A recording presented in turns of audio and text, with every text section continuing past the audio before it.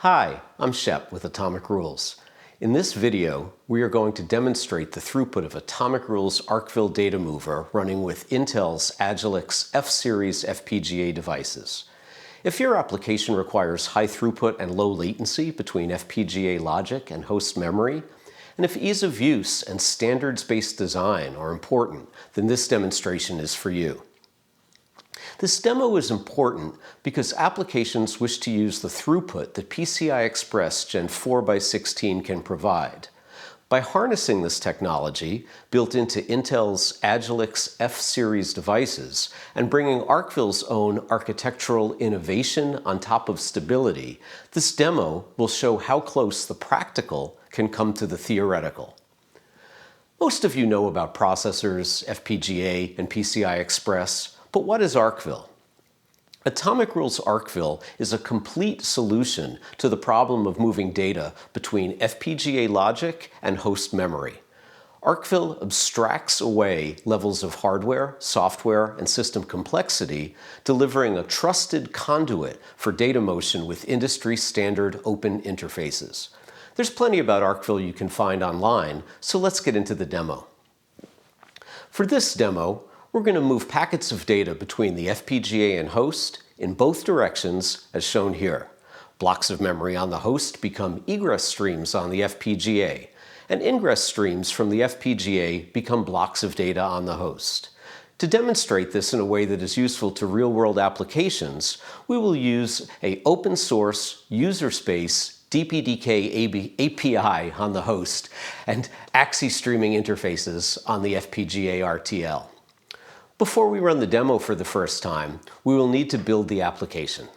Atomic Rules delivers Arkville in two parts, a software component and a hardware component. Arkville's software component used in this demo is an open-source DPDK poll mode driver from the Linux Foundation's dpdk.org that you download and compile. All DPDK-blessed flavors of Linux are supported, and in this demo, we're using Ubuntu 20.04 with DPDK 21.11.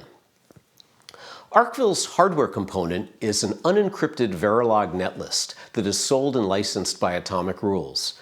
In this demo, we are using a pre-release version of Arkville 21.11, and we'll be compiling it with Intel's Quartus Prime Pro 21.3. Atomic Rules sells and supports Arkville on any Intel Agilex-F series platform, including custom designs. When putting this demo together, we considered 3 different platforms and 2 different applications for a product of 6 possible design implementations as shown here.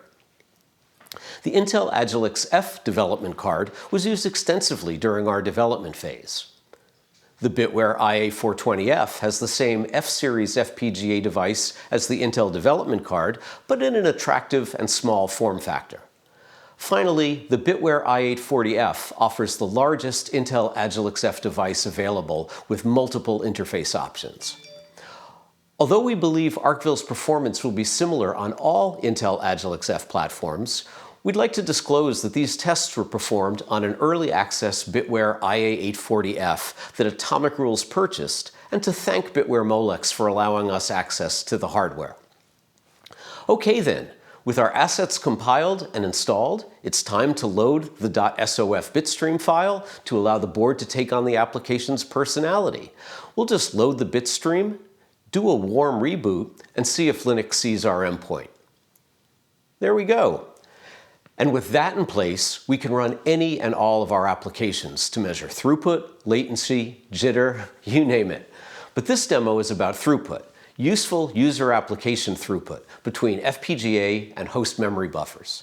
We say D to H to mean FPGA device to host, and we say H to D to mean host to FPGA device. Here are the demo results plotted showing the throughput as a function of packet size.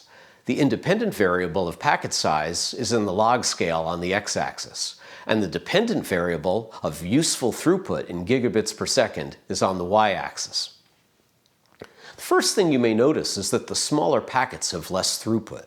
This is due to the fact that there is a mostly constant overhead with each packet moved.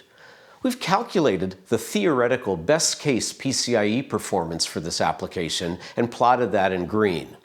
If there were zero overheads in our code and logic, we should be able to reach that green skyline. The red and blue plots, which are the actual results observed for device to host and host to device respectively, come close, but are less than the theoretical best case. Not every application needs Arkville's unit microsecond latency, so if you're doing bulk data movement, you could aggregate your data into buffers 8 kilobytes or larger, and boom, you're good to go at 200 gigabits per second or more, as shown over on the right side of the plot. We hope you've enjoyed this demo, but the demo that matters to us is the one that's up and running on your bench in your shop. Contact Intel, Bitware, or Atomic Rules representative, and we'll work with you to quickly and easily allow you to see the same with your specific challenge.